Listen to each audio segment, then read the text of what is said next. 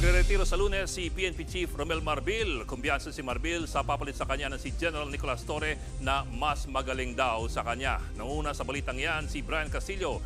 Brian, anong pinagkakabalahan ni General Marbil ngayong huling araw niya bilang PNP Chief?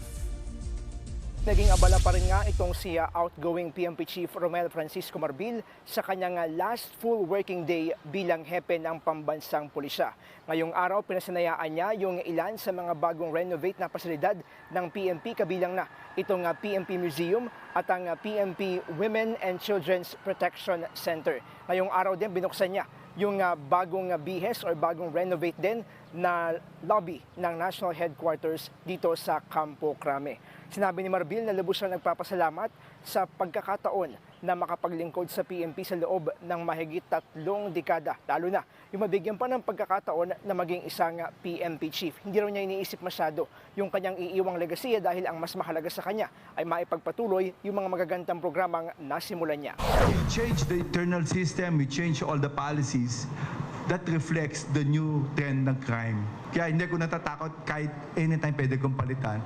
Sa Lunes nga, June 2, nakatakdang magtapos yung panunungkulan ni Marbil bilang ika-30 hepe ng pambansang pulisya.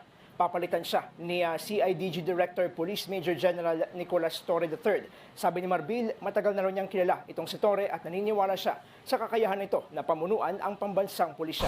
Magaling sinik, he can decide, he can do. Yun ang leadership na kailangan natin ngayon. And I guess that's a good decision na ginawa ng presidente natin. I know he's better than me.